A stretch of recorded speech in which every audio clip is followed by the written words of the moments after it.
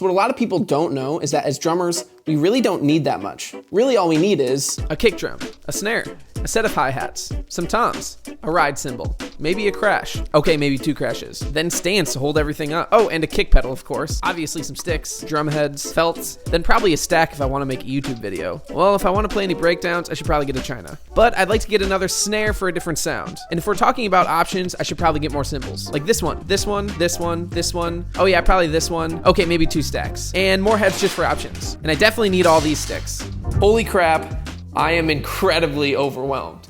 But what if I said you didn't need any of that stuff to improve on the drum set? Your sound might improve, and that's pretty cool. But today I wanted to focus on 2 key concepts that will actually help you improve on the drum set. And that all starts with finding the proper drumming path.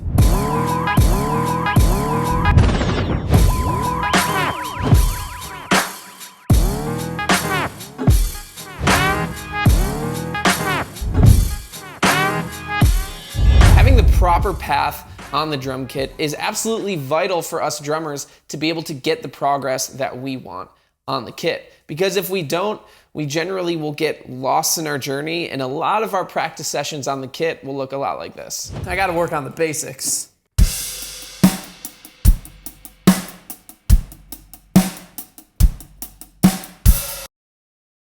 I gotta work on my chops.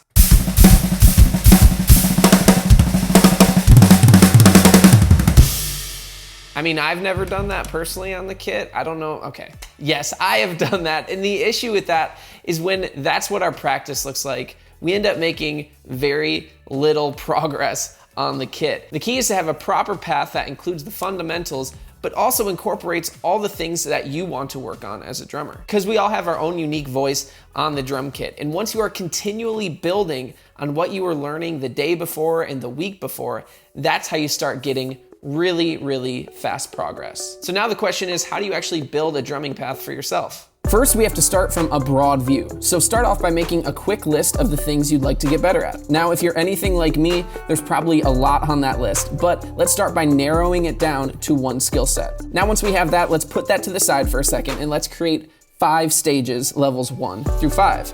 Stage 1 stands for the very beginner and stage 5 is for the very top level player. Now that we have that, let's bring that skill back in and zoom in on it a little bit more. To make things incredibly easy, here I wrote down paradiddles. Now let's break it down and create milestones for each stage. So where do we start? Well, in starting at level 1, we have to think about what is a paradiddle at its simplest form. Now let's work our way up from there. So level 1 would simply be learning that rudiment on a practice pad. So where do we go from there? Well, level 2 could be playing that pattern, but at a tempo of 130 BPMs or higher. So now we have set a new milestone for level 2. Now level 3 could be applying it to a simple beat or fill on the drum kit. So now we're taking it that next step higher. And level 4, you could take those beats and fills to the next level. And finally, level 5 is you taking the paradiddle as far as you possibly can as a beat or a fill. Now that we've gone through this process with the paradiddle alone, you can do this process with the rest of the skills that you hope to improve. Once you have this plan in place, this will help you build on what you were learning before rather than just maybe learning the paradiddle rudiment and moving on to something the next day. You're able to really internalize it, and that will stick with you in your drumming for a very long time. Now, this can be easier said than done because once you create a path for yourself, the questions can come up of how do I know I created the right path for myself? Or how do I know that I'm practicing the right things? Well, that's why I took all the guesswork out for you over at DVO Academy. When you join, you will take a placement quiz that creates a personalized path just for you. So you are never left wondering if you are practicing the right things or if you're on the right path. Unfortunately, doors are closed right now, but you can join the waitlist right up here and I will send you a free coordination lesson from DVO Academy. But now let's talk about finding the perfect practice routine.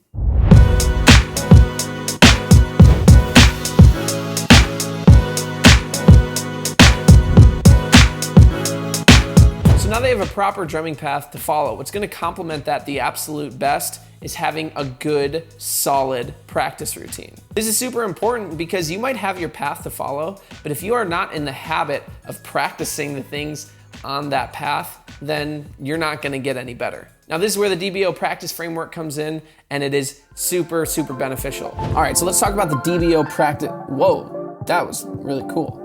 Oh, okay, sorry. All right, let's talk about the DVO practice framework. It is broken down into 4 simple steps. Step number 1 is plan, 2 is focus, 3 is explore, and 4 is reflect and track. So with plan, this is you intentionally planning out your practice times. And what I want you to do is set the days and the times of the week that you are going to practice. A minimum of 3 days a week or at least 10 minutes a practice session. Now I know that this might sound very minimal, but the intention here is just to get you playing behind the kit so that you might even practice longer. Because if these goals are too high and we can't reach them, then we might not practice at all.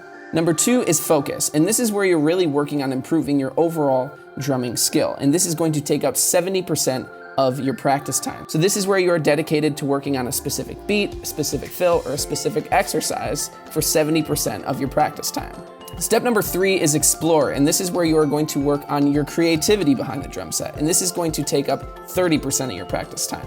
So this is where you are going to work on creating either your own beats or your own fills, or maybe learning one of your favorite songs that you've always wanted to try. Or maybe this is your time to work on your tuning or experiment with different sounds. Either way, this is where you try to get a little bit more creative behind the kit.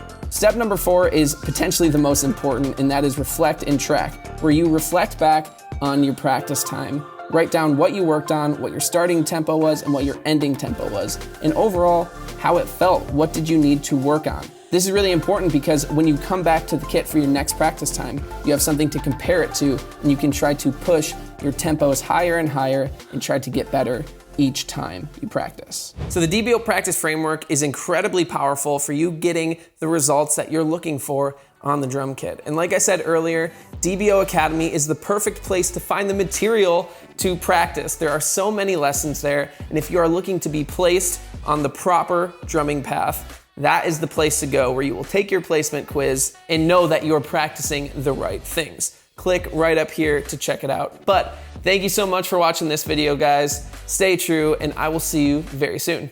Bye.